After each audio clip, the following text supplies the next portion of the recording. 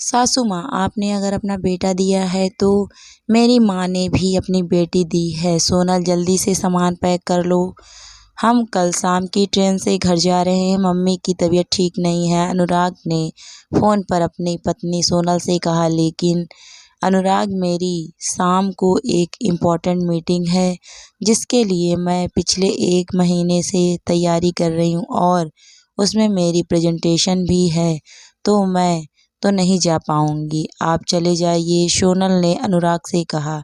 तुम्हारा फिर से वो ही मीटिंग का नाटक। तुम तो मेरे घर वालों का बिल्कुल ध्यान नहीं रखती, हमेशा ना जाने का कोई न कोई बहाना बनाती रहती हो। तुम्हें तो बस अपने आप से मतलब है, जब देखो तब मीटिंग, ऑफिस, ये नौकरी छोड़ क्यों नहीं देती। इतना कहकर अनुराग ने सोनल की बात सुने बिना ही फ़ोन रख दिया। सोनल को कभी कभी विश्वास नहीं होता कि यह वही अनुराग है जो कभी उसकी स्मार्टनेस और काबिलियत का दीवाना था, जो उसके आत्मनिर्भर होने की हमेशा तारीफ करता था। आज वही अनुराग कह रहा है नौकरी छोड़ दो। सोनल सोचने लगी कि अब नौकरी छोड़ भी कैसे दें।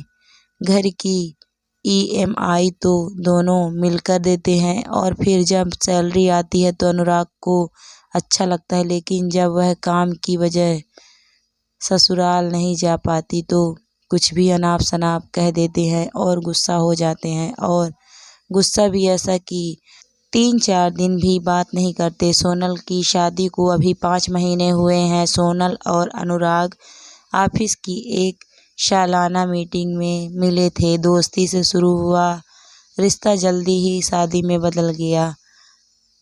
दोनों के घर वालों ने भी कोई आपत्ति नहीं जताई, उन्हें भी रिश्ता पसंद था। सोनल का मायका और ससुराल एक ही शहर में है, पर वह और अनुराग दूसरे शहर में नौकरी करते हैं।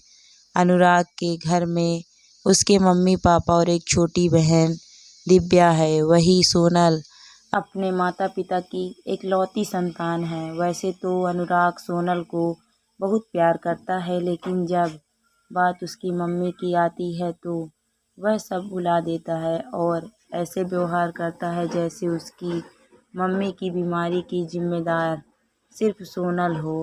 रात को जब अनुराग घर आया तो सोनल से बोला, तुम हमेशा अपनी चलाती हो, कभी सोचा है मेरी माँ ने मेरे और मेरे करियर के लिए कितने त्याग किए हैं।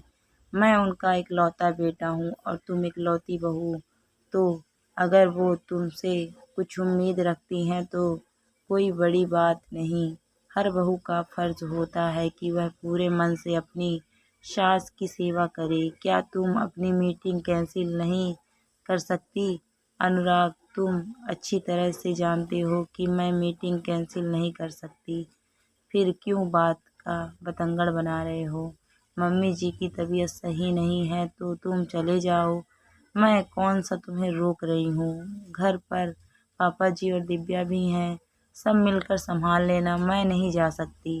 दूसरे दिन अनुराग अपनी माँ के पास चला गया और सोनल रात तक मीटिंग में बिजी रही और घर आकर सो गई। अगले दिन सुबह ही फोन बजा।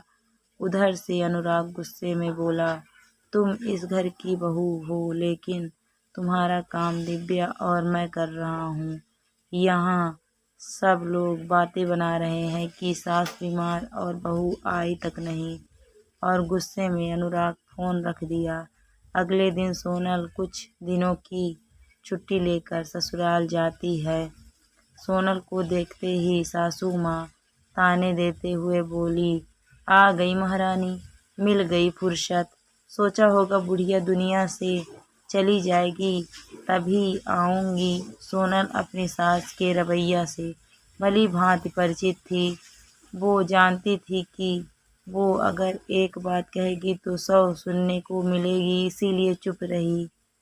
उसने खूब मन से सासू माँ की सेवा की। वह 2 दिन में अच्छी भली हो गई। एक दिन दोपहर में अपनी माँ को फ़ोन लगाया तो फ़ोन उसके पापा ने उठाया। सोनल ने जब माँ से बात कराने को कहा तो वह बोले, बेटा 3 दिन से तेरी माँ की तबीयत बहुत खराब है और वह बिस्तर पर है। क्या? पापा, माँ 3 दिन से बीमार है और आपने मुझे बताया तक नहीं, क्यों? पापा, सोनल ने अपने पापा से पूछा। बेटा, समधन जी की भी तबीयत खराब थी और ऊपर से तेरे ऑफिस का काम। हम तुझे और परेशान नहीं करना चाहते थे, लेकिन अब जब समधन सही है तो तू जाने से पहले 1-2 दिन अपनी माँ के पास भी रह जाना। वह तुझे बहुत याद करती है बेटा। इतना कहकर उनका गला रूंध गया। वह आगे कुछ ना बोल पाए। रात को खाना बनाकर सोनल ने अपनी सास से कहा, मम्मी जी, अब आपकी तबीयत सही है, लेकिन दिन में पापा से बात हुई। उन्होंने बताया मम्मी की तबीयत बहुत ख़राब है और मुझे बहुत याद कर रही हैं। मैं 2 दिन उनके पास रुक जाऊं? सोनल के इतना कहते ही घर में कोहराम मच गया। तुझे अपनी मम्मी की पड़ी है और मैं जो बीमार हूँ उसका क्या? अच्छा, अब पता चला कि तुझे पहले से ही अपनी मम्मी की बीमारी का पता था, इसीलिए तू आई है, वरना तो आती ही नहीं। कोई न कोई बहाना बना देती। सासू माँ चिल्लाती हुए बोली, मम्मी जी, मुझे पापा ने अभी बताया है कि मम्मी 3-4 दिनों से बीमार है और फिर यहाँ तो अनुराग है, दिव्या है, पापा जी हैं और अब तो आपकी तबीयत भी सही है, तो मैं 2-3 दिन के लिए मम्मी के पास हो आती हूँ, सोनल ने कहा। उसकी बात घर में आते हुए अनुराग ने सुन ली और अपना निर्णय दे दिया कि तुम कहीं नहीं जाओगी, इधर ही रहकर मम्मी की सेवा करोगी। काम से बचने के लिए मायके जाने का बहाना मत बनाओ। सोनल का मन वैसे ही मम्मी की तबीयत सुन परेशान हो रहा था। उस पर सासू माँ और अनुराग दोनों मना कर रहे थे। सासू माँ तो अच्छी भली हो गई थी, तो अब जाने में क्या परेशानी है? बस बहू, तू कहीं नहीं जा रही है।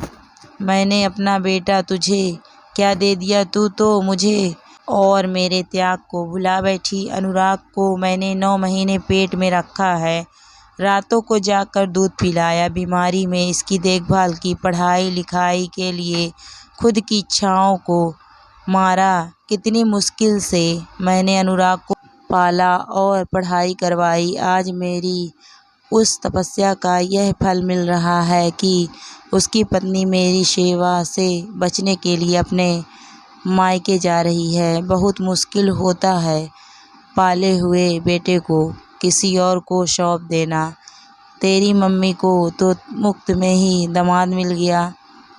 अपनी सासू माँ की ऐसी बातें सुन सोनल दंग रह गई और फिर हिम्मत करके बोली, मम्मी जी, माफ़ कीजिए, लेकिन आपने अगर बेटा दिया है तो मेरी माँ ने भी अपनी बेटी दी है, वो भी हमेशा के लिए।